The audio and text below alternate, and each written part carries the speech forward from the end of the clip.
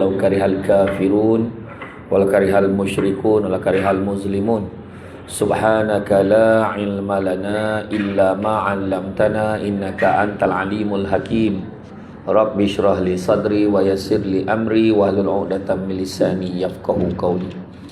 Alhamdulillah, syukur kepada Allah Subhanahu wa taala, segala puji bagi Allah Tuhan sekalian alam. Salat dan salam ke atas junjungan besar Nabi Muhammad sallallahu alaihi wasallam. Terima kasih banyak saya ucapkan tuan pengerusi acara Barisan Kepimpinan Tertinggi Perkampungan Al-Hijrah. Seterusnya semualah yang hadir pada hari ini, tuan-tuan dan puan yang dikasihi sekalian. Syukur sangat-sangat pada pagi ini dengan limpah dan izin yang dapat kita bersama-sama berada di dalam majlis ilmu yang mana Nabi sebut barang siapa yang mengikuti jalan-jalan ke majlis ilmu maka Allah akan menganugerahkan kepadanya jalan-jalan ke syurga. Amin, mudah-mudahan. Jangan lupa hashtag pergi syurga balik hari. Macam itulah. Jadi seronoklah saya hari ni sebab saya first time ni lalu kat sini, masuk kat sini lah. Lalu selalu kan, balik kampung memang lalu sini kan. Kalau balik kampung Jelabu inilah. Nah, jadi hari ini dapat kita bersua muka di dalam majlis pada pagi ini. Diam tak diam kita dah pun melepasi separuh pertama Ramadan ya? Dah masuk dah separuh yang kedua. Bila masuk separuh yang kedua ni, dia ada dua macam perasaan ya? Dua macam perasaan. Perasaan tak rasa apa-apa, yang itu jarang lah. Tapi dua perasaan. Satu perasaan gembira, satu sebab dekat nak Syawal. Ada orang. Tapi ada juga perasaan yang rasa gundah gelana kerana dia rasa lah dah tinggal 15 hari je lagi. Gitu. Paling maksimum lah 15 hari je lagi. Sebab dia kata tu je masa yang tinggal. Saya selalu sebutlah kan, kalau kita tengok dua tanda dalam hidup kita ni. Pertama, kita makin tak excited nak sambut birthday, makin tak seronok sambut birthday. Kita nak sambut birthday kat mana? Tak payahlah kat rumah je lah, ajak adik-adik je lah, sesedara kawan-kawan je lah. Macam tu je. Dah makin tak excited. Tak payah nak beria sangat, potong kek sudah. Contoh tu. Ada belum tanda tu? Dah mula belum masa macam tu? Dah mula kan? Okay. Yang kedua, macam baru hari tu je raya terkejut. Ni dah puasa balik. Dah 16 hari kita puasa contoh. Cepat masa berlalu. Rasa tak benda? Rasa kan? Kalau dah ada dulu tanda ni, maknanya nak mati. Macam tu je lah.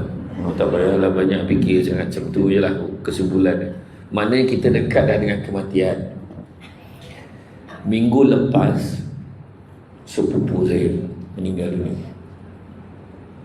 Sepupu saya ni dulu masa kenduri pada tahun 2000 bukan, pada tahun 1995, 31 bulan 12 1995. Saya kena daftar masuk belajar di UiTM di London lalu Gajah Melaka. Itulah. Tapi disebabkan buat kenduri itu kat rumah mak saya kat kampung Pancur. Mak saudara saya kahwin. Dan bila kat mak saya kahwin, mak saudara saya kahwin, mak dengan abah saya tak boleh hantar saya masuk universiti. Sedih betul. Jadi yang hantar saya sepupu saya tu lah, dengan kawan baik saya. Sepupu saya Allahyarham Nazaruddin bin Abbas. Dan kawan baik saya daripada sekolah rendah, sekolah kebangsaan Paroi sampai sekolah menengah, sampai universiti. Dia ambil engineering, saya ambil public admin, kemudian saya ambil law, dia ambil engineering. Sahabat saya tu, jadi dua orang ni hantar saya pergi universiti. Yang tu meninggal, yang sahabat saya ni tragis sikit lah, dia ada kes jenayah. Ada orang saya nak sebut ayat, tak ada ayat yang elok lagi lah saya boleh pakai. Dia dibunuh oleh orang lah, dan didapati kes tu salah pukul, salah orang pun. Dan 2 orang yang bunuh dia tu dibebaskan sebab bukti tak cukup. Kawan saya tu meninggal. Saya ingat saya balik daripada kuliah, lalu dekat seksyen 19 Shah Alam tu nampak ramai orang pesan ada orang mati ke bunuh. Tak tahu tu kawan saya. Kawan baik lah. Lepas tu yang sepupu saya pun meninggal minggu lepas. Saya waktu tu ceramah di Sabah, saya cancelkan ceramah hari last day tu petang malam saya cancelkan. Saya pun naik flight pukul 12, ingat lepas Zuhur insyaAllah sempat. Kalau 9 lebih pukul 12 itu sempat lah. Kalau lepas Zuhur ke bumi sempat kot. Tapi sebabkan syarikat penerbangan yang warna merah tu, yang semua orang boleh terbang tu, bapak sekali delay. Jadi saya sampai dekat sembang rumah sepupu saya tu maghrib pun sampai, sebab kelewatan. Tapi nak bagi tahu, dalam kereta tu dua-dua meninggal, ada seorang lagi hidup saya. Lepas tu dalam ceramah saya selalu sebut kalaulah saya ikut umur arwah abah saya meninggal dunia usia dia genap 50 tahun, maknanya saya tak sampai 25 tahun lagi nak hidup. Arwah abah saya meninggal 50 tahun umur, tak ada sakit apa sangat, dia demam sikit, esok tu meninggal. Saya ingat tu dah habis cepat lah saya punya letak jangkaan tu. Kalau lah saya ikut rumah arwah abah saya, maka saya tak sampai 45 tahun. Tiba-tiba tahun lepas 2025 Januari 21 bulan, Allah ambil nyawa adik saya Syamsul Hafiz, umur 38 tahun. Seminggu sebelum dia raikan 39 tahun, tiba-tiba anak jadi anak yatim. Jadi tanggungjawab Syamsul Hafiz jugalah, Pak Saudara yang sulung. Kenapa saya cerita pasal mati? Nak beritahu yang tahun ni lah yang paling sesuai untuk kita menghayati tajuk ananya ini Ramadan ku intahi. Sebab tandanya banyak betul. Daripada bulan Rejab itu yang meninggal semua dekat-dekat dengan kita. Adik-beradik, saudara mara, roommate, housemate, geng masa bujang dulu, couple, ex-boyfriend, kan, kawan sama curi durian dulu. Contohlah kan, kawan sama main motor dulu, jangan dekat-dekat. Itu signal Allah bagi. Diumumkan musim haji akan datang tahun depan, dijangkakan berlangsung pada musim sejuk. Mana pernah berlaku? Siapa pergi umrah haji sekarang tengok berapa banyak padang pasir tu dah menghijau, dah elok, tumbuh pokok. Sekarang tak ada kering kontang macam dulu. Tu tanda-tanda. Banyak lagi lah, saya tak ada nak uraikan tu banyak. Jadi itu sebabnya apa juga kebaikan yang kita boleh buat pada bulan Ramadan ni, buatlah. Termasuklah datang dengan ceramah, datang ke pengamal hijrah, sumbangan, menyumbang, terus pada masuk infak ikhlas Dewan Ilmu Al-Hijrah. Jadi nampak tabung jangan senyum. Masukkan duit, lepas tu baru senyum. Ni senyum, ya kan? Tabung tu tak nak senyum dah. Sekarang ni tak ada tabung, setiap orang QR je. Yelah, QR, dah QR, senyum. Alhamdulillah, selesai aku menyumbang. Ya? Jadi topik yang telah dipilih hari ini adalah keajaiban Al-Quran. Al-Quran ini adalah mukjizat Nabi kepada kita. Dan kalau kita tengok keajaiban, apa maksud keajaiban Al-Quran? Keajaiban ni sifat, keadaan dan sebagainya ajaib, keganjilan, keanehan, keluar biasaan, sesuatu yang ajaib atau ajaib. Kalau dalam bahasa orang Negeri Sembilan sebut ni unthinkable, tak disangka-sangka. Macam tu macam tu. Unthinkably, macam tu. Dengan tidak disangka-sangka, apa dia? Kemudian Al-Quran pula kalamullah, kata-kata Allah, bicara Allah yang merupakan mukjizat diturunkan kepada Nabi Muhammad sallallahu alaihi wasallam melalui perantaraan malaikat Jibril dalam bahasa Arab. Jadi keajaiban Al-Quran, Al-Quran adalah mukjizat terbesar yang Allah turunkan kepada Nabi Muhammad sallallahu alaihi wasallam. Keajaibannya bukan saja pada bahasa dan keindahan ayatnya, tapi juga pada petunjuk ilmu dan kesan yang mengubah kehidupan manusia sepanjang zaman. Al-Quran ni apa? Al-Quran ni adalah merupakan keterangan-keterangan, bukti. Al-Quran merupakan pembezaan, menjelaskan antara benar dan yang salah. Kan? Oleh yang demikian, sesiapa di antara kamu, kalau tengok dalam surah, kalau tengok, kan? Kalau kita tengok macam mana dalil yang Allah Ta'ala berikan dalam Al-Quran ni, Syahrul Ramadan allazi unzila fihi Al-Quran, itulah maksud dia. Dalam Ramadan ni diturunkan Al-Quran. Dan bila dah masuk je bulan Ramadan ni, apa yang kita kena buat? Menahan diri pada makan, minum, lapar dan dahaga. Nampak nak bulan nak puasa atau mengetahuinya, maka hendaklah kamu berpuasa. Dan siapa yang sakit atau dalam musafir, maka bolehlah dia berbuka, kena wajiblah dia berpuasa sebanyak hari ditinggalkan. Sebetulnya. Jadi bila kata dia petunjuk, menjelaskan perbezaan benar salah, tapi masih ada orang cakap, bila berjahat kau ni bila nak berubah? Belum dapat petunjuk gitu. Ada orang belum dapat petunjuk gitu. Dan seorang tu belum sampai seru. Terseru. Apa maksud orang Melayu, bukan orang Islam, apa maksud orang Melayu belum sampai seru? Bersidak macam mana sebut tu? Berlagu lah kereta, payah warna kan. Accident, cakap berlagu accident, kemalangan, terbalik kereta tu semua mati, dia seorang hidup. Itu sampai seru tu. Kan dia cakap baru dapat petunjuk. Tanah runtuh, tenggelam, habis tertutup ke tanah, terkabui, bomba kawat-kawat keluar tangan satu. Tengok buka kawat. Tu berlaku ke kampung Bancu, kampung mak saya tu. Dulu dekat tanah lereng tu pernah tu. Bila bomba kawat tu keluar tangan seorang budak. Lepas tu kawat keluar muka budak tu. Hai, saya ingat ni. Balik bomba pegang bomba tu bagi dia minum air.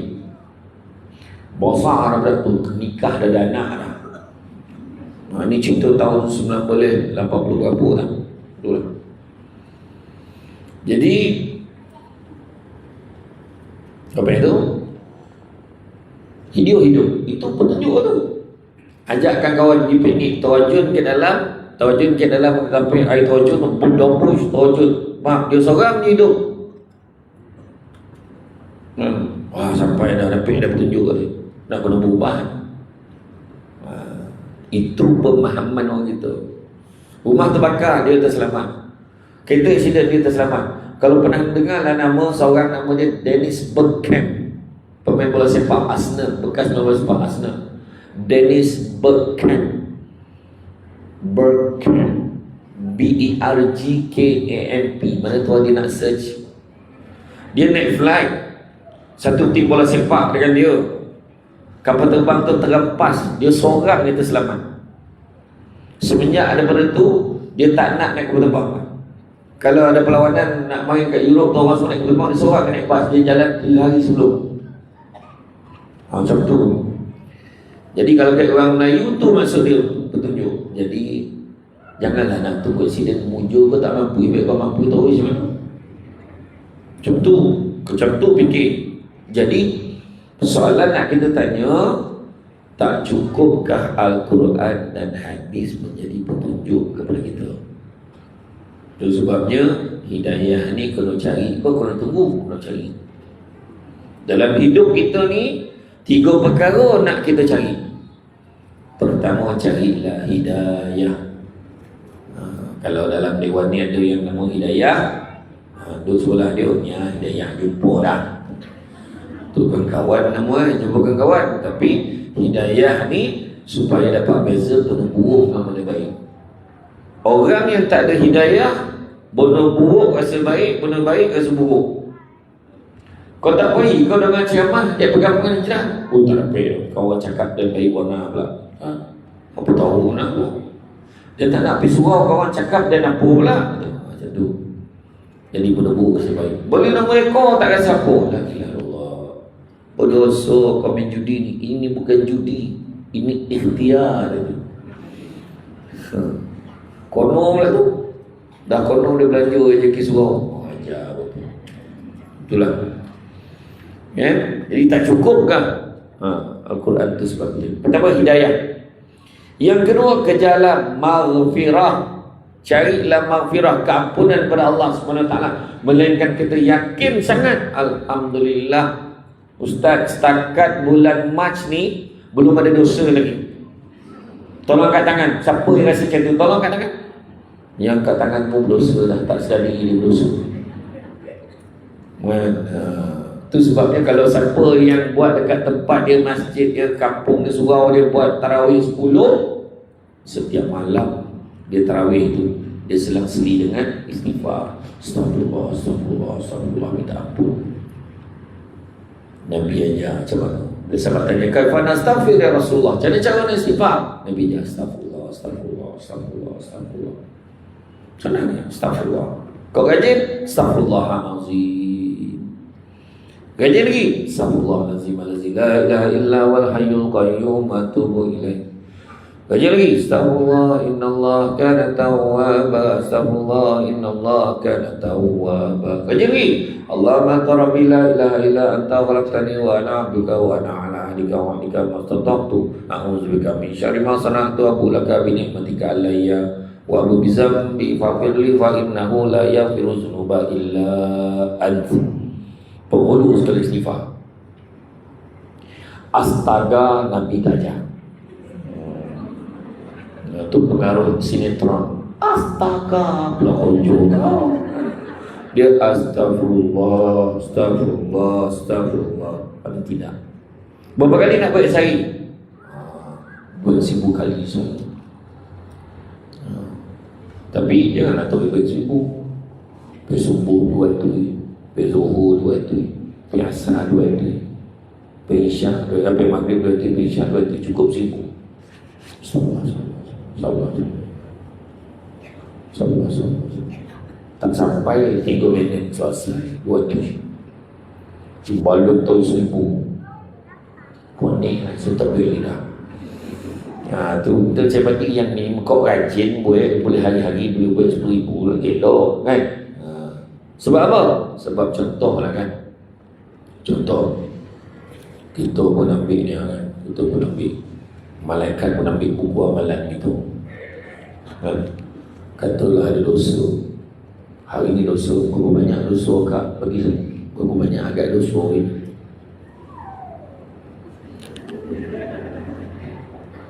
Agak-agak lah. Ada berapa dosa ni kan. Daripada pagi tadi lah berapa kan. Setakat bangun pagi melawan cakap laki waktu sahur ni tadi lah. Contoh lah. Berapa kan? Berapa? 10 sikit mana? 10 dosa kan. Contoh lah. Tapi dosa ni tak termasuk dosa mensyirikkan Allah. Dosa baik dengan orang yang kalau minta maaf dengan dia.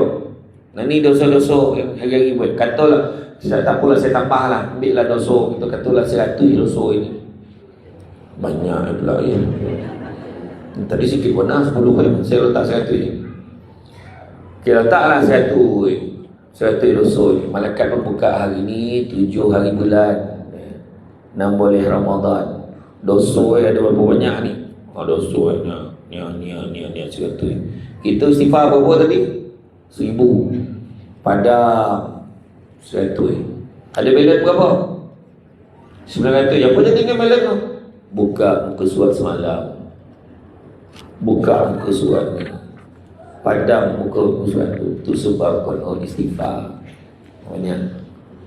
Melainkan kita yakin kita tak ada dosa. Boleh. Amin. Jadi itu sikit lah. Dan yang ketiga, kejarlah rahmat Allah. Hidayah, maghfirah, rahmat. Nak masuk syurga satu tiket kan? Tiket dia rahmat Allah. Nak dapat rahmat Allah tak ada cara lain. Beribadahlah sebanyak-banyaknya. Macam itulah. Jadi apakah keajaiban Al-Quran? Itu tajuk dia ini. Keajaiban Al-Quran. Ada banyak keajaiban Al-Quran. Kadang-kadang ada orang dalam perawatan Islam tu dia ambil Quran. Sekarang kau perangai kau tak tahu dah kenapa itu tak tahu orang ustaz ambil wudu. Ambil wudu. Lepas itu bismillahirrahmanirrahim. Tahu buka pusat berapa. Dia Tidak ada perkara yang mereka tunggu-tunggu melainkan akibat atas sudah dijanjikan pada hari datang, telah dijanjikan dalam Quran. Berkatalah yang telah melupakannya dan meniraukannya ketika di dunia dahulu semuanya telah datang Rasul-Rasul kami yang membawa kebenaran. Maka adakah untuk kami pemberi syafaat supaya kami syafaat bagi kami? Atau bolehkah kami dikembalikan ke dunia supaya kami dapat beramal selain daripada apa yang kami telah kerjakan? Sebenarnya mereka telah merugikan diri mereka sendiri dan telah lenyaplah bila mereka perkara mereka ada-adakan dulu. Ya Allah, aku ni banyak nak bagi peringatan, tapi itulah dia jadi rugi aku sebab apa? Itu ayat ni. Contoh, ada yang buat rawatan macam tu. Kalau kita blur kan, ambil butuh kan buka. Lepas tu saya, ya Allah, perangai dia kata. Jadi kadang begitu. Ataupun keluar ayat sedekah, tanya bila kalau ayat akhir aku sedekah. Macam-macam keajaiban Al-Quran. Dan keajaibannya antaranya keajaiban bahasa dan keindahan susunan. Bahasanya Allahu Akbar. Sampaikan dicabar kepada, sebab ada yang memberi tomahan kata Nabi reka-reka sendiri. Maka Nabi tak mereka pun. Nabi pun sebagai utusan. Nabi dapat daripada malaikat Jibril kan, daripada Allah betul pada malaikat Jibril suruh bagi sampaikan kepada Nabi kita, untuk sampaikan kepada kita semua. Dicabar kepada pendeta-pendeta, penyair-penyair handalan. Cuba kamu buat, jangankan satu muka, jangankan satu ayat, satu baris pun tak dapat buat. Nak menunjukkan dia adalah kalamullah, bukannya kalam manusia. Macam itulah. Al-Quran memiliki bahasa Arab yang sangat tinggi dan indah, sehingga bangsa Arab yang terkenal dengan kepakaran sastra pada zaman dahulu tidak mampu menandinginya. Ya. Allah mencabar manusia dalam Al-Quran supaya menghasilkan satu surah yang seumpamanya. Namun sehingga ke hari ini tiada siapa mampu melakukannya. Keindahan ini dapat dilihat pada apa? Pertama, pada susunan ayat yang seimbang, makna yang mendalam, gaya bahasa yang menyentuh hati. Qul ya ibadiyallazina asrafu ala anfusihim, wahai hamba-hamba yang melampaui batas, asrafu melampaui batas, ala anfusihim ke atas diri mereka sendiri. Yo kata yo, cakap melampau tak melampau. Kau marah tu sampai dicucuk tomak tu pakai penutup tim. Sorry, pembuka tim digadak amak si bayi hidup dia. Ya. Melampau lah, melampau. Baik jahat tu melampau betul lah. Mencuri bukan sikit dah. Tipu orang. Tak pernah terfikir kita orang tipu pergi umrah. Pergi umrah tipu orang. Tiket poin je boleh. Dah melangak ke Madinah, macam mana nak balik? Macam mana nak balik? Buang kawan. Tiket balik tak diwali, tipu orang. Itu tipu package. InsyaAllah hotel yang selesa dekat dengan tempat salat akan bawa pergi menziarahi badal dekat ni apa Jabal Nur. Jabal, segala jabal bawa Poi telagu sifat sapu muka jadi muda je. Bayolah waktu tu nampak ni muda je kan. Hotel terbaik 5 bintang 1 bulan. Wah, ada 2 bulan dah tu. Sampai ke airport, kepada Khairul Rahman yang dikasihi, kita kena betulkan niat kita datangi Nabi mana. Kalau apa juga kekurangan itu, maknanya ujian pada Allah. Percayalah tu tangga hotel kau dah tukar. Tiba sedih dekat airport tu kan, tak ada orang tolong. Cerita. Tapi tipu package. Ada tu tipu tau. Kita beryoyo lah, mana lagi yang hantar. Ini gitu. Pun hutang tu ada orang sayang. Kau bukan ke Makkah kau? Beli air je. Beli air apa? Dah kena tipu. Ada tu. Melampau tak? Melampau. Asrafu ala anfusihim. Baru menjelang akhir zaman tu melampau. Ramai yang melampau. Adalah grup legebut.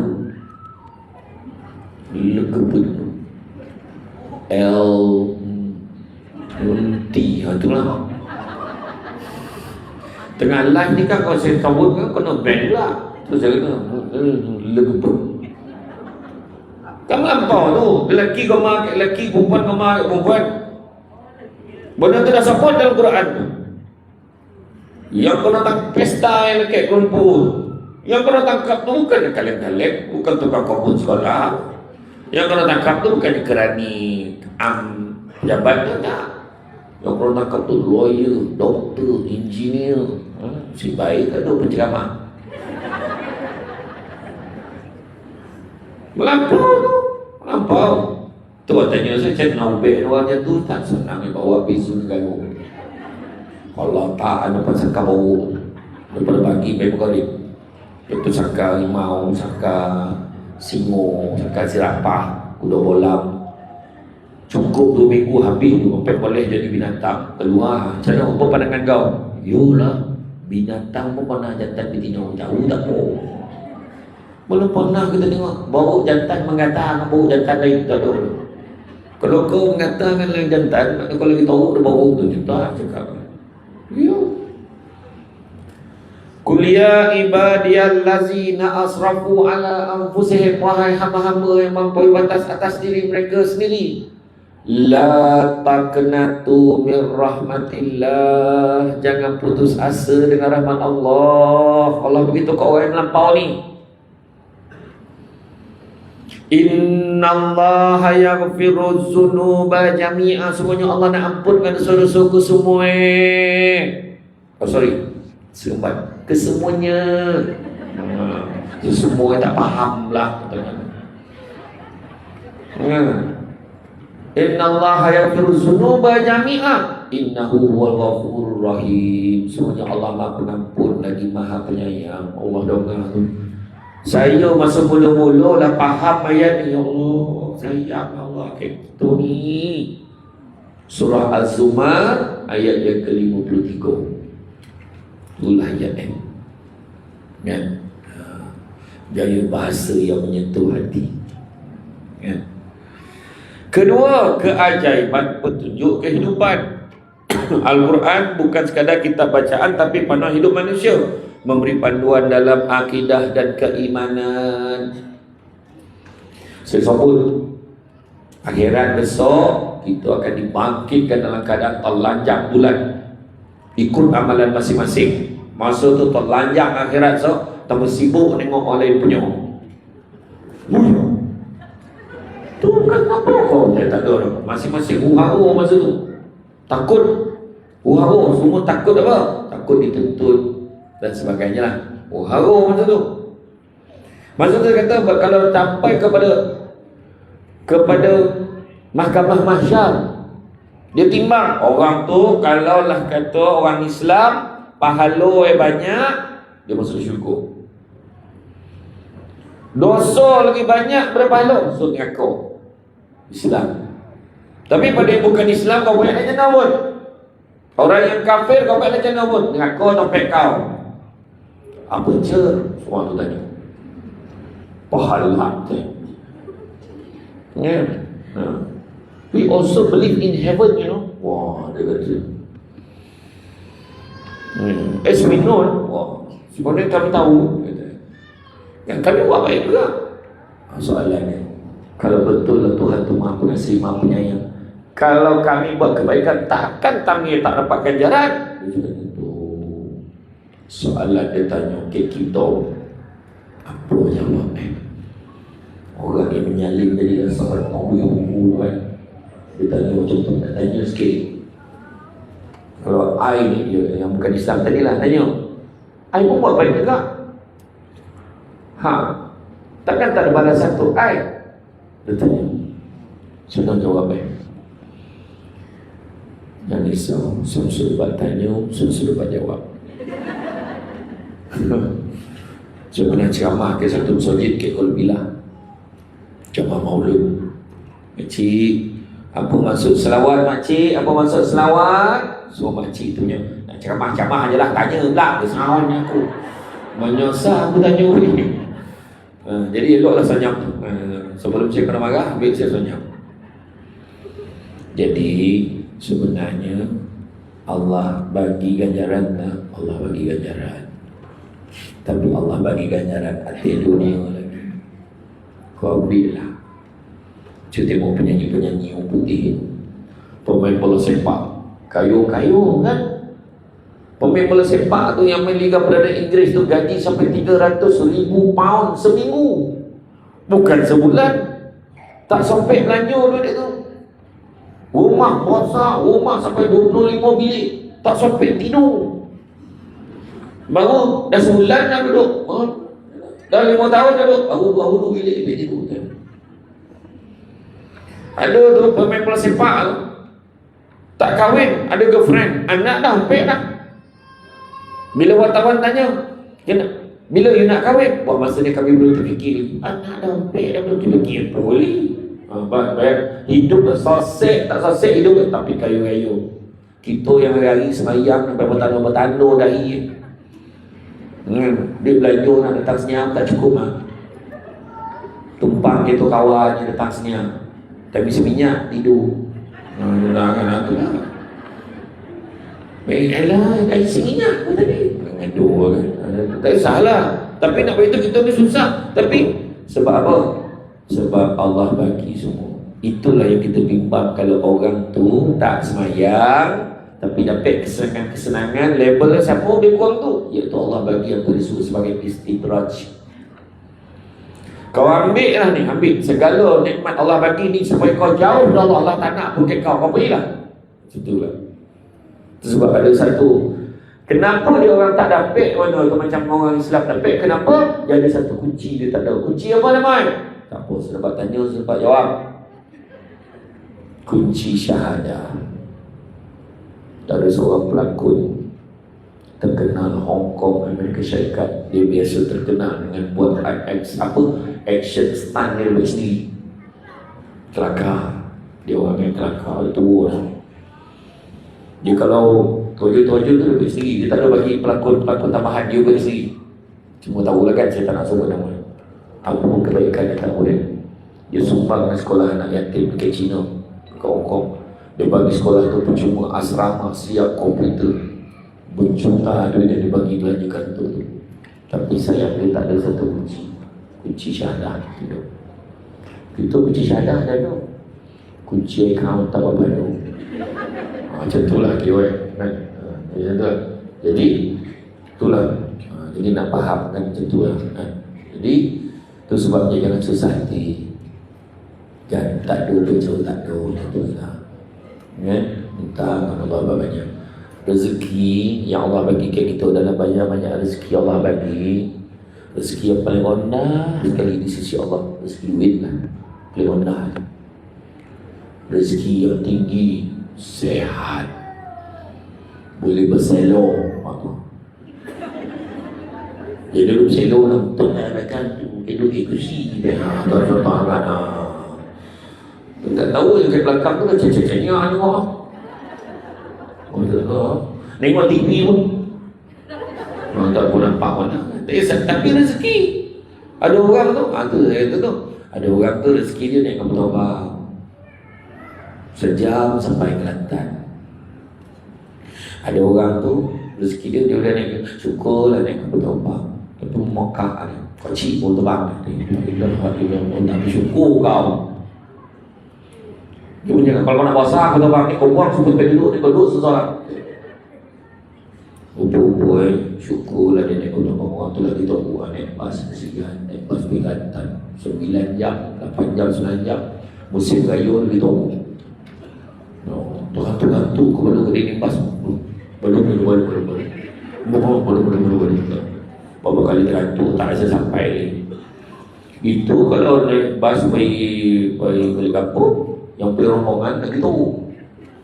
Pergi rombongan pergi Thailand, bawa agak orang tua. Kunci, mana bila sampai kunci minum. Bukan orang sini dah, tapi lain. Kucing belum teri, oh sampai. Ya. Orang naik bas, syukur naik bas. Beli tidur. Tinjau lah tewa bas nampak naik kereta usia ni, tak boleh tidur. Fikir dia mampu. Tu tanya orang lelaki, jangan tanya orang pun. Yang sabang saya katakan abang, saya katakan abang, no problem. Nak balik bila bus rekod tamu kita tu dia sengit dulu kan. Orang yang naik kereta syukur lah. Tapi betul-betul berhujan yang panik. Orang tu naik motor, la ilaha illallah, kuyup. Yang naik motor syukur, laju motor bersikap. Orang yang bersikap syukur, walaupun nak pergi roadblock polis tahan dia. Benda-benda pasal bersikap. Mana ada dia yang suruh polis gring tu tak nak tahan, wajar apa jalan. Orang naik bersikap syukur dia bersikap.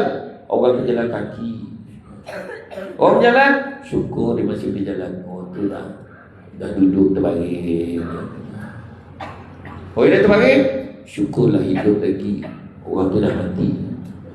Orang dah mati, habis lah, tak ada orang dah. Syukurlah dah mati kan, tak ada dah habis lah. Macam tu saya kata ni, syukur nikmat beri tutup. Ada orang semayang ni, ya Allah, semayang pun dia tak boleh nak ni, nak operate, dia tak nak operate, nanti dia takut dia tak boleh sujud. Ustaz Anafiah kan dia diuji sakit kan, 4 tahun dia tak boleh sujud. Saya jumpa dia dengan Ustaz Jafri, jumpa dekat Makkah masa tu. Dia kata dia pun balik dari Madinah. Dia kata saya masa daripada Makkah pun pergi Madinah, daripada Madinah ke Makkah kita jumpa kat Makkah. Saya tiba-tiba geram nak tengok, geram nak bau rasanya kampung dekat Masjid Nabawi gitu. Dia cuba sujud, boleh menangis, beriuk dia menangis, tapi sujud. Nikmat Allah bagi, nampak tak? Kita nampak kecil dia mata kan, tapi sebenarnya hidup boleh bernafas Allah bagi. Sikit je rasa. Sekali Allah tarik sikit je, sumbing sebelah hidup. Aduh, lah. Bini sana, abang tu makan sapau. Abang itu makan sapau. Ada saya tengok kan, ada satu tu saya jumpa. Sekali tu saya nak tunjuk sikit lah. Saya jumpa ada orang dekat Johor, kampung Lokai. Dia nak semayang kan, lutut dia sakit, dia nak semayang kan, dia semayang cek. Dia semayang kan, masa nak ke takbir dia dah duduk dah, siap-siap. Sini. Wow, tu. Sebab apa dia tak nak operate? Biar kaki dia tu, biarlah tak operate tu tak tahu jadi dia boleh sujud. Dia ada sekali lah. Sorry lah, yang live tak boleh tengok. Susah nak tengok kan. Macam tu lah dia sampai. Bila saya tanya dia sebab dia tak nak, sebab dia nak sujud gitu. Oh, Allah ambil. Ada seorang saudara saya, dia tolong orang accident. Orang accident, pak, dia olahraga 3 bulan tak sadar. Dan bila dia sadar, tangan, kepala, kaki semua elok. Tapi satu, Allah ambil nikmat apa? Lidah dia tak rasa apa. Dia tak rasa masak, masin, mani, pahit, tak ada. Mula-mula dia sadar tu dia makan, dia buang, dia peras dia sebab tak payah rasa. Terbaik rasa dia dah tak boleh rasa. Macam biawak lah kan, tolak. Saya tak tahulah biawak tu rasa ke tak rasa, tak pernah lah tanya kan. Tapi perangai biawak kan tolak kan. Contoh cuba kalau kita nampak pun dah simple. Kita lahir, Allah bagi semua automatik. Mata kali-kali tak belajar macam tu. Tangan menahan, automatik Allah bagi. Jantung automatik, duduk. Ada ke doktor tanya, ni budak ni nak manual ke automatik jantung ni? Ke auto mahal tu betul? Tak apalah, manual lah buah sikit. Semua dengan ceramah pam sendiri je. Yalah. Tiba-tiba kan Sampailah penceramah tu jenis yang baca kitab-kitab lama slow, jadi pada bagian itu terjatuhlah hukumnya, keadaannya gitu. Nanti dah lupa dah meninggal seorang dah meninggal seorang. Setiap kali ceramah pengurusan bawah Ustazah Asmarul dicap, hari ini berapa kali kan? Hari ini 30 saja, atau salah pagi lagi dah. Ramai bona meninggal ni dah. Contoh tentu lah. Allah bagi auto. Kan? Itulah. Apa lagi? Akidah dan keimanan, akhlak dan adab. Itu semua aja dalam tu kan. Wala taqul lahuma uffin. Jangan kamu berkata sekalipun pada maksudnya. Hari ini bukan ya, sepanjang-panjang jawab ni kalau nak mencari pokok berbuah, pucuk elobek, dahan berdaun. Kalau nak jadi insan bertuah, duduknya beradab, togak habis santun. Macam bang, akhlak bang. Ni beberapa ramai ni yang orang-orang lama ni ada bekas pensyarah, ada doktor, ada lawyer, di engineer. Di belakang tu bekas guru. Saya tengok cara duduk pun tahu. Cuma dia tak pakai lentek dia, guru besar begitu. Yang seorang tu pernah jadi pegawai kanan ke pejabat tanah dan daerah. Aduh, saya tahu gaya cara dia pegang handbag pun tahu. Kan, yang seorang tu ustazah. Tapi disebabkan akhlak dan adab, bagilah semua debat tu cakap, duduknya elok, ada cakap semua dia. Tengok budak dia. Elok anak bila dikandang dengan budi senonoh. Elok akhlak namun terpandang, sepanjang zaman menjadi contoh. Faham? Nengok budak-budak ni kan, tengok muka sejuk hati, sejuk bau tu kombung hati. Sejuk hati tengok budak ni. Perempuan mama sejuk bau video dia bau video kan bau. Akhlak dan adab semua diajar. Kemudian keluarga dan masyarakat diajar cara macam mana yang baik-baik kepada suami, macam mana. Ya Allah, Nabi sampai bapa tu, kalaulah boleh sambahlah manusia ni dah tentu dah suruh sambah suami. Faham tak? Jawab tetap jawab, melawan ni. Sini ada abang tahu apa dia. Tapi bukan orang sini lah. Orang sini okey, tapi lain. Ekonomi dan keadilan Nabi ajar. Dalam Quran pun ajar gitu. Buang tak boleh, riba semua tak boleh. Jauh dah tu.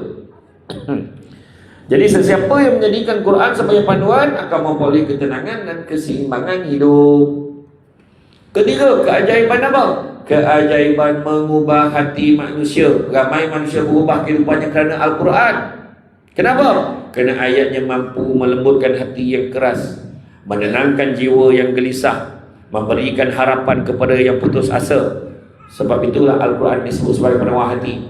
Ada satu orang yang bukan Islam, dia nak kaji Quran sebab dia nak konorkan orang Islam pelik dengan apa yang diajar dalam Quran.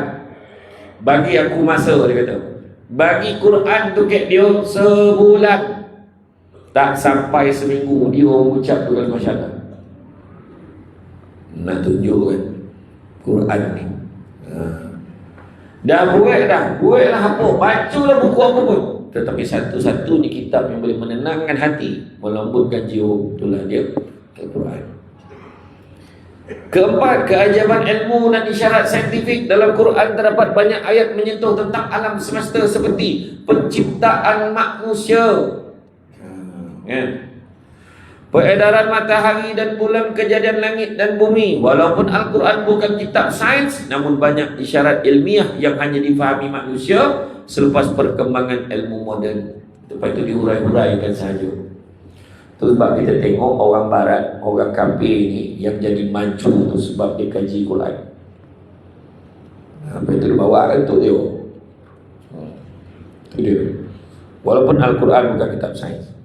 Dan kemudiannya, kelima, keajaiban yang kekal sepanjang zaman. Mukjizat para Nabi terdahulu berlaku pada masa tertentu sahaja, tetapi Al-Quran adalah mukjizat yang kekal sehingga hari kiamat. Sentiasa dibaca oleh jutaan manusia, betul tak? Quran, jutaan manusia sentiasa baca. Ada orang tu dia baca kitab tu time tu dia baca. Jadi kita kalau tak nak sambung macam orang tu, kena baca selalu. Sekali sehari kita tinggalkan Quran, seminggu Quran tinggalkan itu. Seminggu tinggalkan Quran, sebulan Quran tinggalkan itu. Sebulan tinggalkan Quran, setahun Quran tinggalkan itu. Setahun tinggalkan Quran, 10 tahun Quran tinggalkan itu. 10 tahun tinggalkan Quran, seumur hidup Quran tinggalkan itu. Alhamdulillah, saya insyaAllah paling tidak tadarus saya join. Begitu. Tadarus, baca. Sekarang ni tak ada alasan dah tak ngaji. Dah ada banyak dah kuliah-kuliah online. familyngaji.com, keluarga mengaji, jom ngaji, Ustazah ngaji. Lepas tu buka pula dalam YouTube, ada lah Ustazah tu ajar macam mana ayat ni, macam mana baca ni, macam mana baca. Semua tu tak ada alasan. Ni join tadarus tak apa, akak duduk tepi je, akak baca dalam hati. Boleh tak? Boleh. Salahnya dah tahun ke-8 macam tu. Dah 8 tahun dia duduk topi, mahal lah. Nak tanya kak, kenapa kak tak nak baca?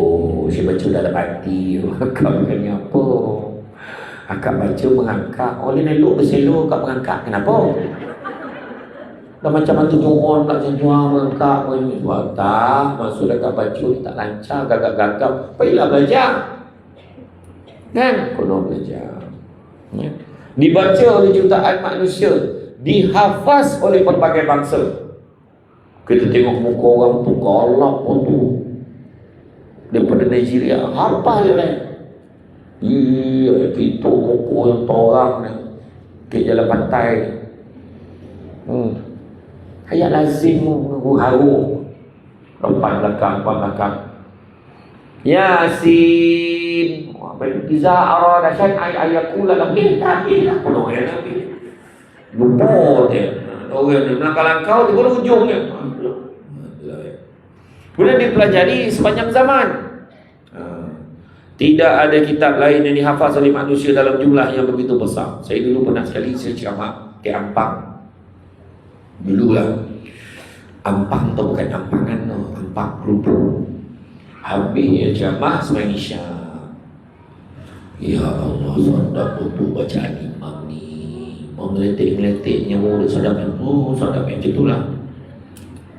Lekor saya pun tanya, tadi sampai imam tu saya tak perasan muka kecil ni imam nombor berapa ni? Rupanya anak AJK masjid. Dia ni hafaz Quran. Tingkatan berapa masa tu? Tingkatan opek. Boleh tak datang kampung Bancu? Saya jumpa dia datang Bancu tu jadi imam tarawih satu malam. Boleh tak? Omar pun uruskan. Deal dengan Omar yang bawa rupa setiap malam daripada jemputan. Malam bawa, kebetulan saya memang bawa ke kampung Bancu tu, Surau Bancu tu, Surau Anwar saya bawa tu. Malam tu, setiap malam saya bagi dia. Bawa dia rumah buku ke rumah mak saya tu. Tapi panggilan isteri Perdana Menteri telefon Perdana Menteri yang mana? Rahsia. Panjang macam tu kan.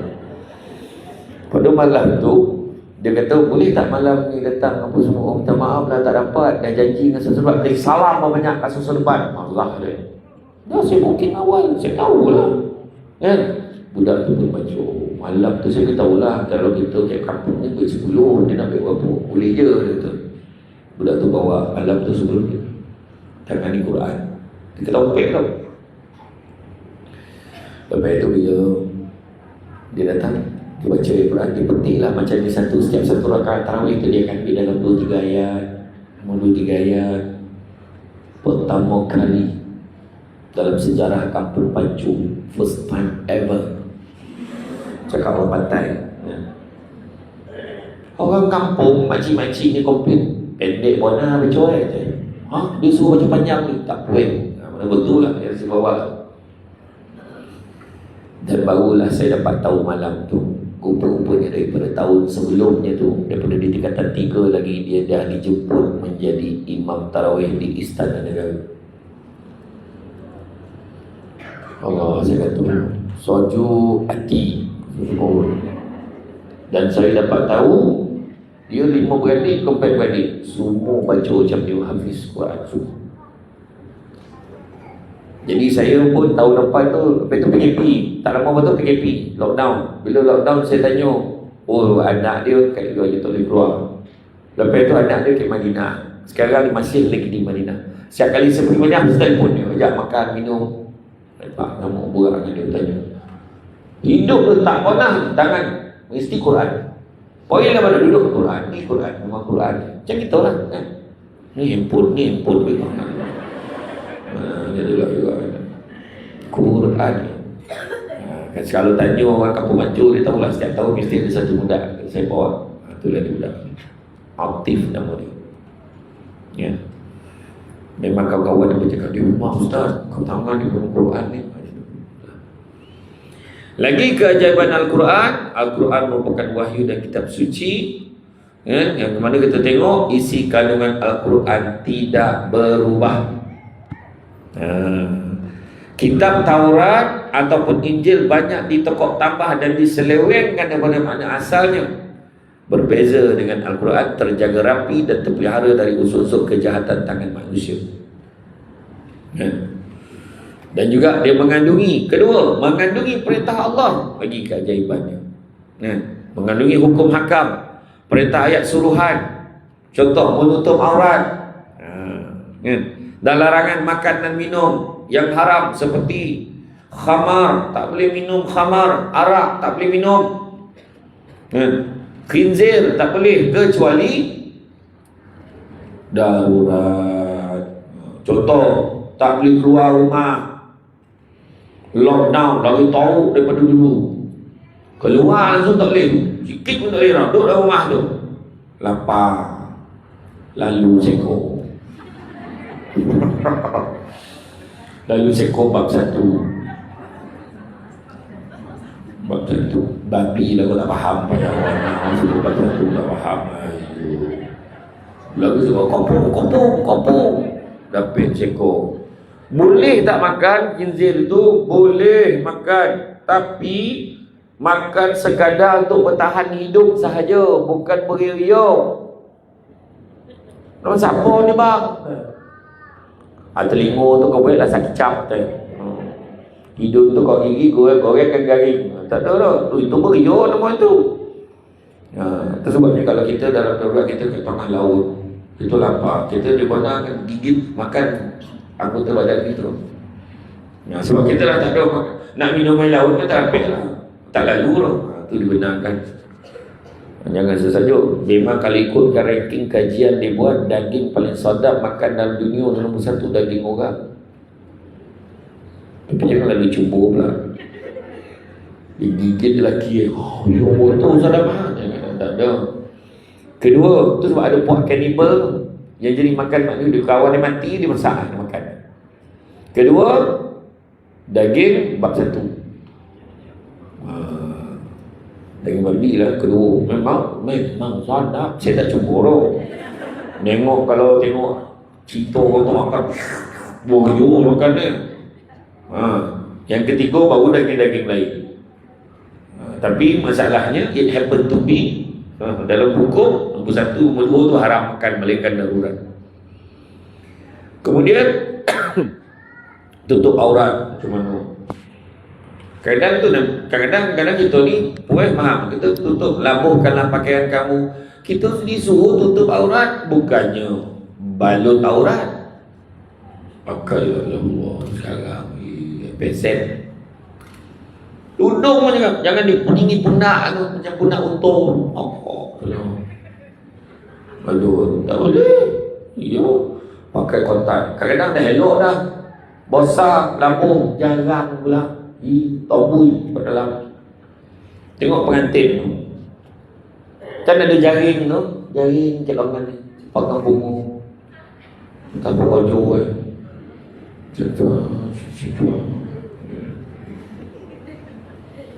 Lepas tu tengok hukum tu, nak menyolekkan anak tu, nak solekkan anak tu, carilah yang sempurna habitat Kalau jantan macam tak ya. Jangan risau, kita sama je. Sama apa? Seorang ayah jangan biarkan anak kita disotoh oleh orang yang tak tentu jantinah itu. Kalau tak abah ayo minyak. Macam masuk tadika kan. Gatot. Dah.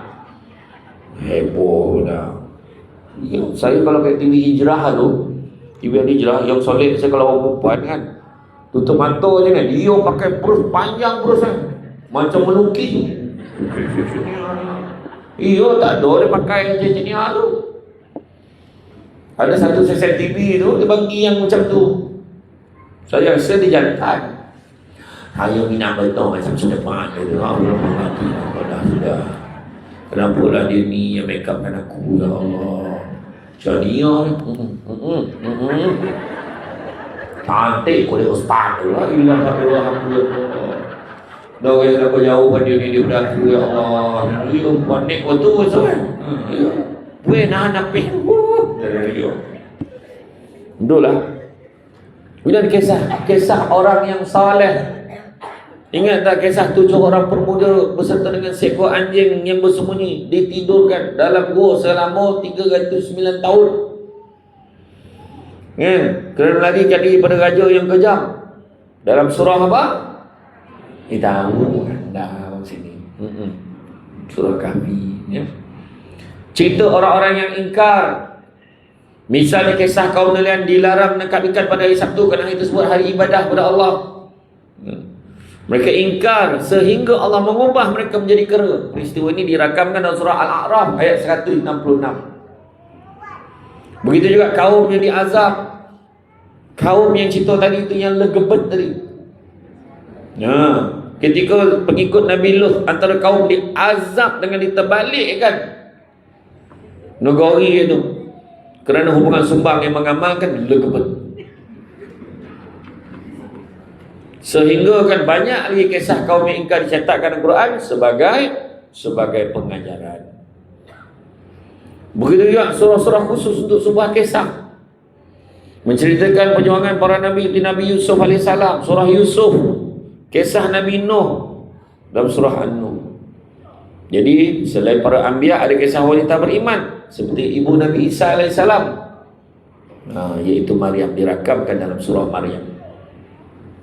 Surah ni memang surah Maryam, surah An-Nisa ada. Kemudian begitu juga kisah-kisah ghaib. Jin disebutkan tentang jinna wal insani illa liya'budun kan itu. Jin termasuk makhluk Allah yang disebutkan dalam surah Al-Jin. Manusia tidak dapat melihat jin, namun kita wajib meyakini kewujudan ciptaan Allah yang hidup di alam ghaib. Saya pernah sekali itu saya kena jadi host program mingguan wanita ke Astro. Tajuk pada masa tu, ni omang je tu. Tajuk pada masa tu, misteri kehilangan janin. Orang bukan Islam sebut istilah dia phantom pregnancy. Dia mengandung, dah buat buku merah tu kan, doktor cakap 2 bulan. Jangan 2 minggu, 3 minggu, 8 minggu. Tiba-tiba kompik perut dia hilang janin dia. Masa tu yang jadi panel termasuk Ustaz Syarhan, yang banyak jumpa kes-kes yang tu. Kebanyakan yang hilang janin ni mesti mimpi. Malam tu dia mimpi, besok baru dah kopi. Saya masa lama, ya Allah tu tak nak tahu lah.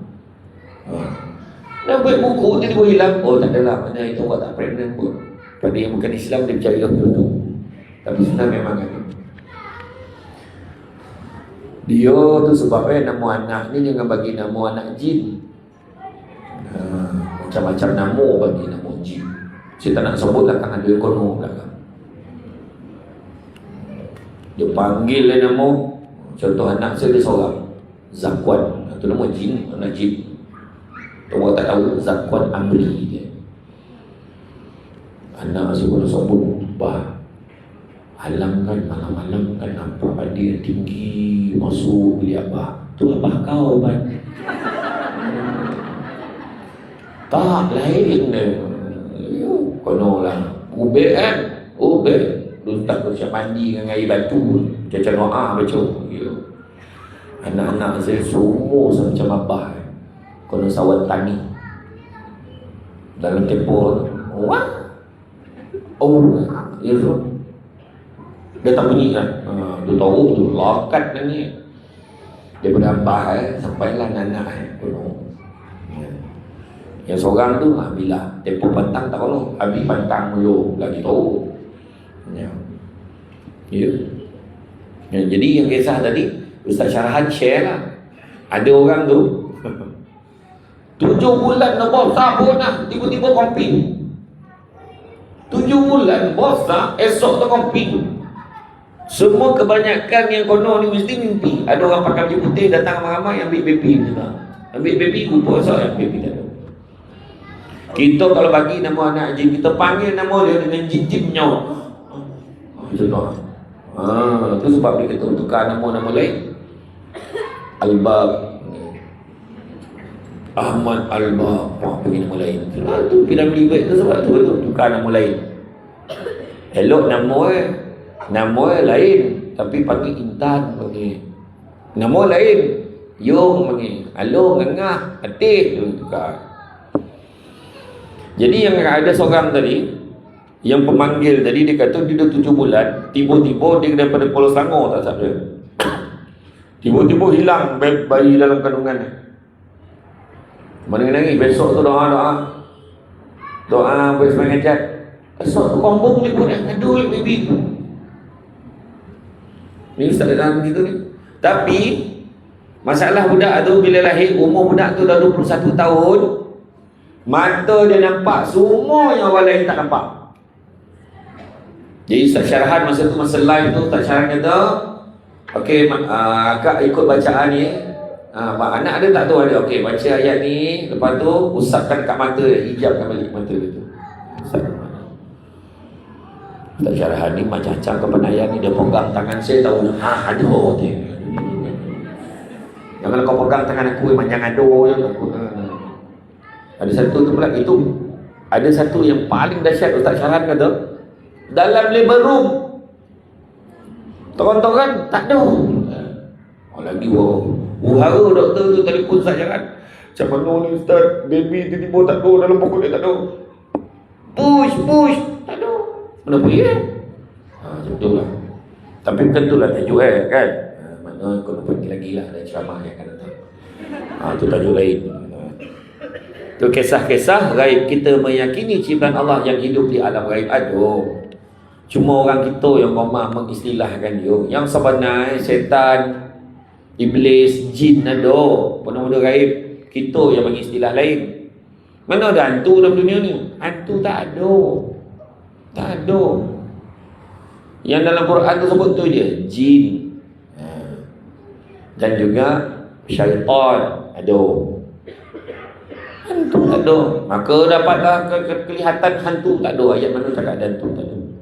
Yang ramai orang Malaysia tak ada kojo berlakon jadi hantu tu ada. Dari hantu tak ada. Jangan aja nak takut hantu. Banyak nak tengok cerita hantu. Apa yang apa? Momok. Tu yang budak tu takut hantu. Kita aja nak takut kepada Allah. Yang itulah. Bina pelajaran daripada kisah haiwan. Labah-labah antara haiwan yang disebutkan dalam surah Al-Ankabut ayat yang ke-41. Tu masa saya sekolah agama, sekolah menengah agama Persekutuan Labu. Pasukan rugby kita orang namanya Al-Ankabut. Labah-labah. Tu yang tak pernah menang, banyak menopijak ke binatang lain, besar dia binatang lain. Kono kalah ke sekolah mana, kalau KGB tu berapa bagi Monung tengok baik-baik tu. Itulah. Ya.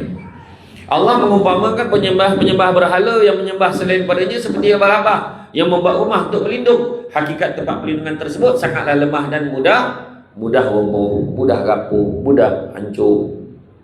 Kan? Banyak lagi kisah-kisah haiwan dinukilkan untuk diambil sebagai pengajaran. Begitu juga ganjaran pahala berlipat kali ganda yang membaca Al-Quran. Dikhabarkan dalam sebuah hadis mengenai ganjaran orang yang membaca Quran, bahawa Nabi SAW bersabda, barang siapa membaca satu huruf dari kitab Allah, baginya satu kebaikan akan dilipat gandakan 10. Aku tidak mengatakan alif lam mim itu satu huruf, akan tetapi alif itu satu huruf, lam itu satu huruf, dan mim itu satu huruf. Kan? Itu kita tahulah. Tu yang berio betul kan, kita berpuasa ni mengaji. Pahala sunat menyamai yang wajib pula berlipat kali ganda pahala. Mudah-mudahan. Kemudian syafaat pada hari kiamat, maksudnya pertolongan. Al-Quran ni boleh jadi syafaat. Orang baca Quran akan diberikan syafaat pada hari kiamat kelak. Macam anak-anak hafiz ni, anak-anak yang tahfiz Quran. Semua tahfiz dengan kau dah sampai juzuk berapa dah dia? Dah berapa dah? Dah juzuk berapa dah? 10. Sungguh Yang tu jawapan. Ada sekali tu saya naik kapal terbang, budak sebelah saya dekat dalam kapal terbang, budak kecil je. Dia air fresh orange. Budak kecil, budak macam tu lah saya budak. Rupanya budak tu baru dah jaduh sekolah tahfiz apa tak dekat bukit terdekat Kota Kemuning Shah. Dia kata dia pergi Sarawak tengok, naik flight tu ke Sarawak. Dia balik dari Sarawak tu, saya balik KL ni sekali dengan dia lah. Dia kata masa dia pergi Sarawak tengok ayah dia tengah siapkan projek California. Kau dah banyak kau hafal ni, baru juzuk 28. Banyak dah dari belakang lah. Sebab dia kadang ada memang dia menghafal daripada belakang kan. Okey tu. Kita yang juzuk apa tu dua orang dia bayangkan berapa. Dia cakap tadi tu. Ya, adik-adik boleh kata anak-anak hafaz Quran ni akhirat besok dia ada kota selamatkan 10 orang dari keluarga kan. Siapa dia? Amak, abang, haji, atik, alak. Ya, tu dia. Rajinlah membaca Al-Quran kerana dia akan menjadi syafaat bagi penghafalnya di hari kiamat. Nampak? Tu dia cakap tu, kalau kita Quran kalau letak dalam handphone, kita install, boleh lah bawa masuk dalam jamban. Boleh tak? Boleh tak boleh? Ada cakap tak boleh. Cuba masuk jamban, tinggalkan handphone tu keluarkan tengok ada dia tak tipu. Boleh bawalah masuk dalam jamban. Memang ada Quran dalam tu, janganlah dibaca. Kau baca dalam jamban. Allah tanya kau tak ada topik lain lagi kau nak baca. Setan pun marah, topik dia lempak pun kau nak baca. Jangan tu dah. Kalaulah handphone yang ada dalam tu, dalam ada ayat Quran tak boleh bawa masuk dalam jamban, agak-agak mana budak-budak ni nak buang air besar. Quran dalam kepala alamak tak boleh buang air dalam jamban ni dah tak. Tapi ke tengah padang, tengah padang tu. Kampung kan tak ada lah macam tu dah kan. Jangan baca sudah. Ya. Al-Quran juga adalah benteng dan pendinding diri. Jaga diri kita. Bulan puasa beritahu tak boleh kita tak makan tak minum, dah beritahu kita jangan makan jangan minum bulan puasa ni di siang hari. Ya, dalam Quran kalau kita tengok dulu, ya ayyuhallazina amanu kutiba alaikumusiyam, diwajibkan ke atas kamu, wahai orang beriman, diwajibkan ke atas kamu berpuasa, kama kutiba alal ladzina min qablikum, seperti mana diwajibkan ke atas orang-orang sebelum kamu. Tahu tak orang-orang sebelum kamu tu puasa macam mana? Macam mana orang dulu puasa? So mana-mana dulu. Waktu mula-mula turun perintah puasa, masa tu semua ada pilihan lagi orang Islam. Dia boleh puasa atau bayar fidyah.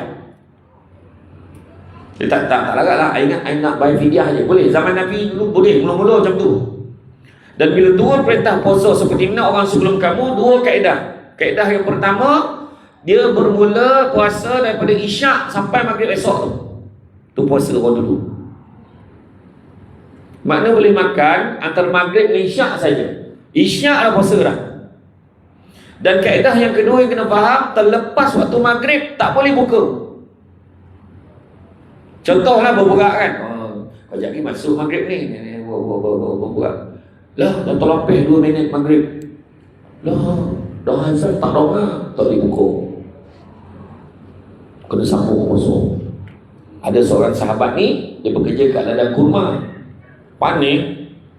Dia tolak-lak. Konek, tolak-lak dah biasa. Kejap-kejap dah maghrib. Dia tak boleh buka. Jadi dia kena tolong puasa. Esok tu dia pengsan. Itu yang turun pula surah Al-Baqarah ayat 187 tu. Yang kata boleh malam, boleh makan, minum.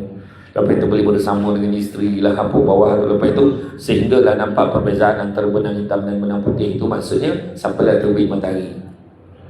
Itu ayat tu memansuhkan ayat kaedah puasa yang sebelum. Kalau kita puasa macam tu kan, sejam ni makan, siang nak menego ke pasangan kan, kau jam nak makan kita kan, tak dapat dah, baik tak payah beli. Sebenarnya kita pun jangan membazir-bazir kan. Al-Mubazirina dalam Quran beritahu, membazir itu sedara dengan syaitan. Tahu salah, syaitan kena ikat. Yang membazir itu siapa? Sedara syaitan yang kalau tampil ikat. Ya Allah, sedara kita ramai pasangan. Nampak tak? Ayat tu dah beritahu. Menurut kajian berapa ramai yang membuang makanan, berapa banyak makanan dibuang setiap hari bulan Ramadan? 17,800 tan makanan dibuang setiap hari bulan Ramadan ke Malaysia. Bersamaan 534,000 tan makanan sebulan. Daripada 534,000 tan makanan itu, 270,000 tan daripadanya adalah makanan yang belum pun disentuh. Angai kan? Dia semua bodoh nak diboli kontinjon seorang sebatang. Mutabak Singapura, mutabak Laos, Vietnam, Kemboja, mau beli semua makanan bunyi Cina pun beli. Yong taufu, pah, lai cikang, cakwe tiao, bunyi Cina. Hari pertama puasa dah lomang gila. Lomang lagi. Itu yang ke ruang tamu. Kata Imam Al-Ghazali, orang yang sentiasa membiarkan power berada dalam keadaan konyang akan dihinggapi 5 perkara. Pertama, dia susah nak pergi pasal orang sebab dia menganggap orang lain konyang macam dia. Kedua, dia sukar nak dengar nasihat kepada orang yang baik-baik. Ketiga, dia suka nak cakap yang elok-elok sebab dia yang penting dan konyang. Keempat, dia mudah dihinggapi penyakit. Dan yang kelima, dia mudah ingkar perintah Allah. Dah konyang, tersandar, berubah jadi makhluk Allah yang lain ke ruang tamu tu. Dia jadi apa? Ulas sawo bersalin kulit. Orang perempuan kan biasa bila dia dah masak, dah siapkan barang berbuka, dia dah tak makan mana dah. Dia pun tanya orang telokong dah siap. Abang tak terawih ke bang? Abang tak terawih kau? Suami ni dah menjelma. Yulah sawo, bahasa pun suka difahami. Bang tak terawih ke bang? Maksud kau pergi lalu tu.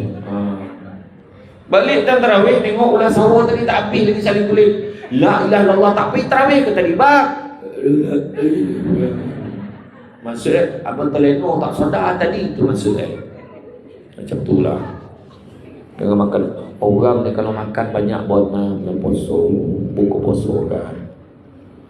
Bila tarawih, imam laju marah, imam slow marah, imam tak bunyi lagi marah, imam time tu lah terlupa talabih lah, makan cukup sudut malam tu imam tu talabih lah. Khatamallahu ala qulubihim wa ala yang belakang, yang banyak time ni lah kau nak lupa, jangan marah. Ya, semua dia konyang-konyang mana. Bila konyang nak, bila rukuk nak keluar balik channel Allahu Akbar. Bertadahan la ilaha illallah. Yang banyak nak makan. Ya. Makan sampai menteneng pun tu tak menteneng. Menteneng ni dia tak pek eja-eja dah. MN mentak mau dah. Menteneng lah dah. Morning kulit baru tu. Banyak pun nak makan.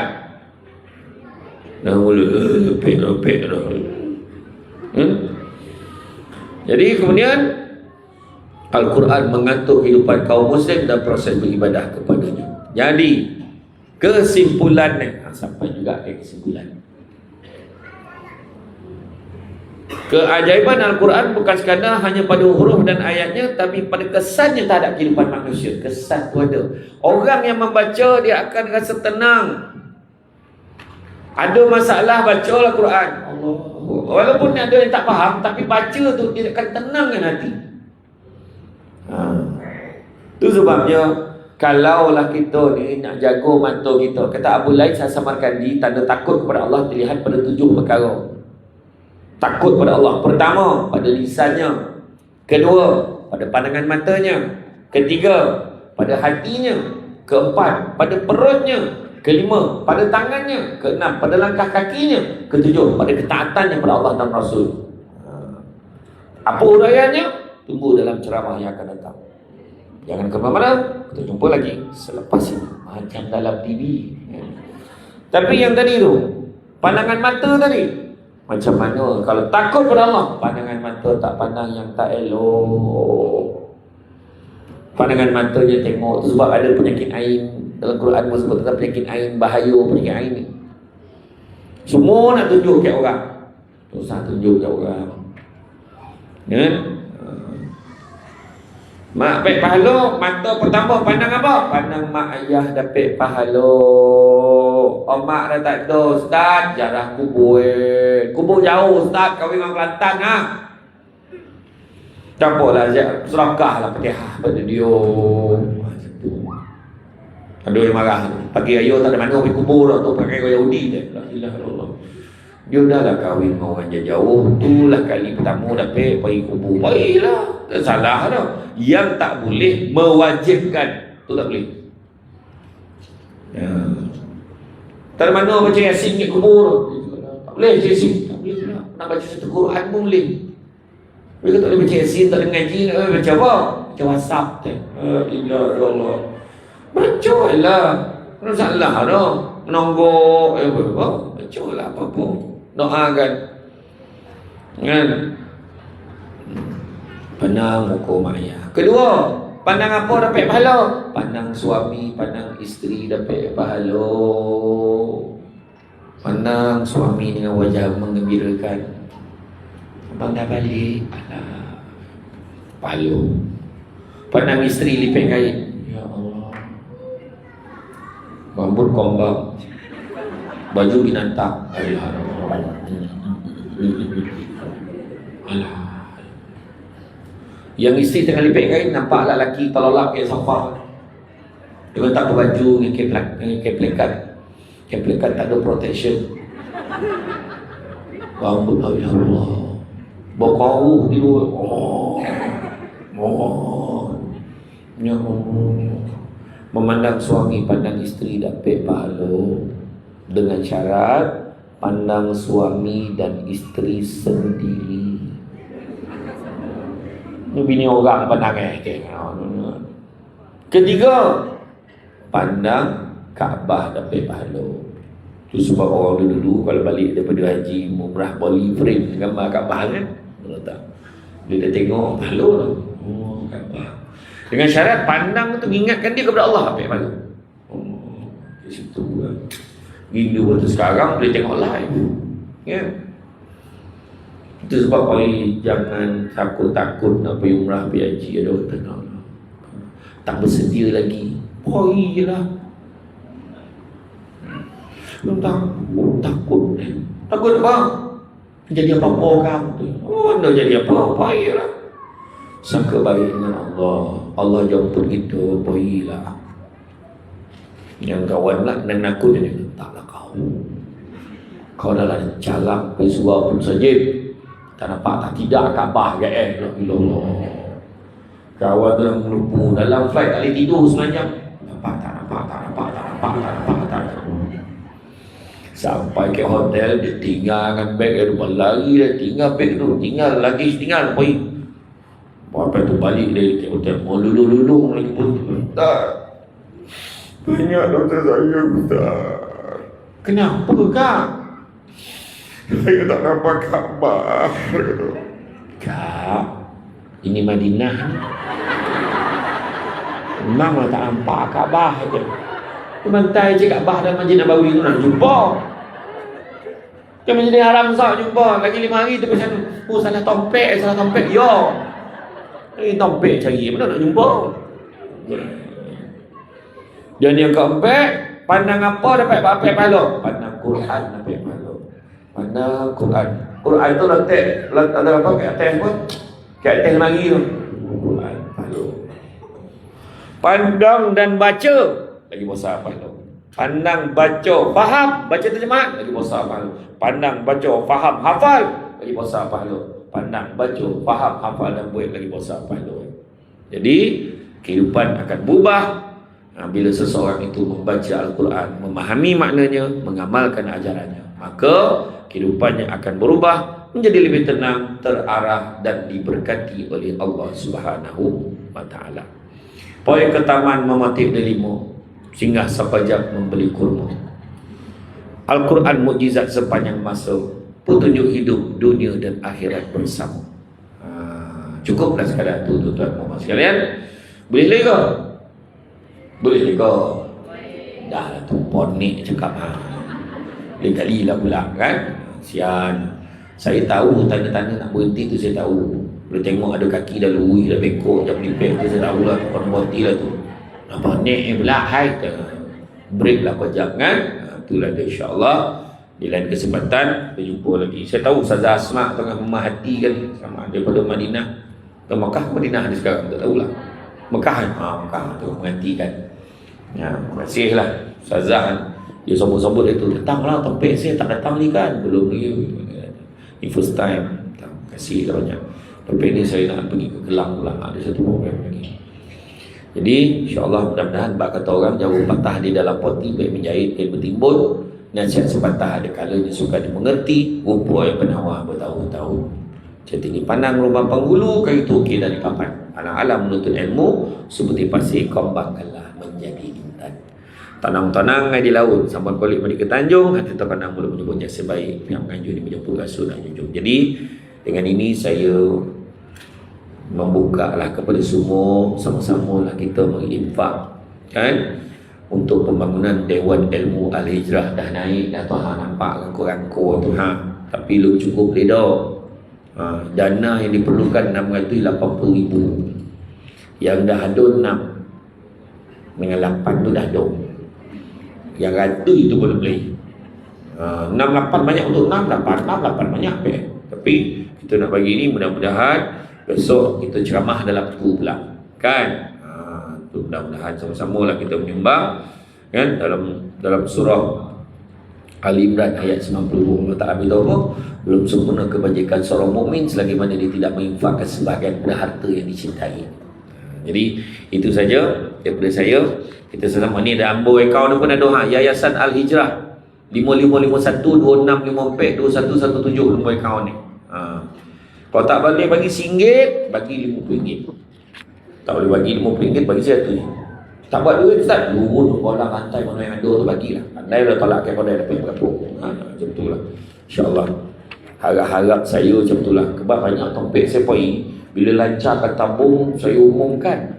Siap ya bangunan, langsung tak panggil dia dah. Ini harap dia tak ada lah. Jadi itu saja daripada saya, sikit makluman. Kalau tuan-tuan dan puan ada masa nanti kalau dapat singgahlah ke Push Syamsul Bat ke mana. Okey, belakang Syamsul Bat ada pun ke belakang. Tembak meja tu ada barang. Bukan tu dia ambil, tapi untuk dibalik. Jangan main sawu bawa balik kan. Macam-macam ada tu. Ada sambal crispy, air tangan mak Syamsul Bat.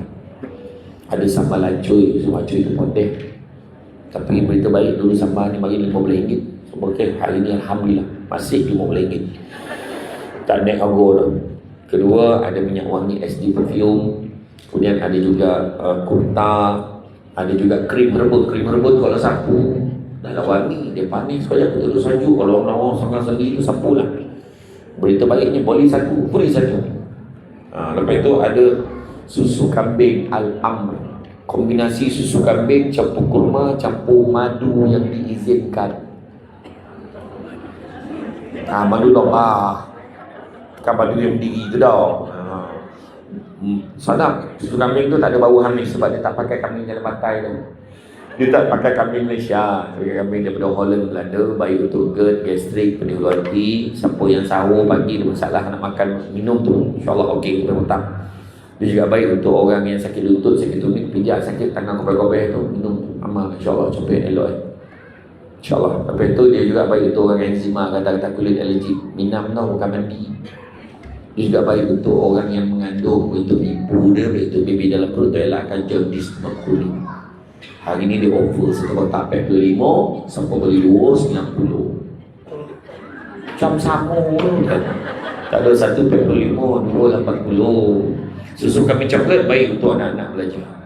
Kopi susu kambing, wah mak, saya belum mak. Saya belum main salju, mak saya belum main panik. Yang itu kopi dengan susu kambing coklat tu keluar 55, 60, hari ni 50 kan. Lepas itu ada juga saya bawa daging kambing porap tersandar. Yang itu daging kambing porap tu nak dapat lomputnya manis yang tu 7 bulan kajian sampai saya setuju dengan rasul. Yang itu ready to eat, tak payah bakar lidah. Letak air kosong, air soju, tutup 5 minit berasap panik. Itulah teknologi digunakan untuk hantar bantuan makanan ke Palestin. Kat luar 1 300 gram RM64. Yang saya bawa ni 350 gram RM55 saja, beli 2 saya beli. Dan satu lagi produk rare bulan ni you jumpa, kuih semprit air tangan Omak Syamsul Debat picit satu. Siapa yang nak pergi pancur pergilah, sebatilah. Kata tempat mak saya tu, pilih yang hangus-hangus je. Sebatilah. Tapi yang ni buat tak dapat belah lain dah. Itulah dia. Jadi pengalamannya memang kalau ikutkan mak saya buat semprit ni dah 25 tahun dah. Memang kita orang adik-beradik tak bagi mak buat kebun. Yang satu dia pilih mak, itu semprit tu. Kuih tu baru pengalaman 25 tahun. 20 tahun semprit highway tak pengalaman. Ya tu memang semprit kampung lah, picit satu-satu. Ni bukan promote dah, lebih kuat. Jadi itu saja daripada saya. Semua baik terhadap Allah SWT. Kurang untuk kelemahan saya sebagai manusia biasa. Pokok sekali dalam selasih. Thank you, terima kasih. Assalamualaikum warahmatullahi wabarakatuh.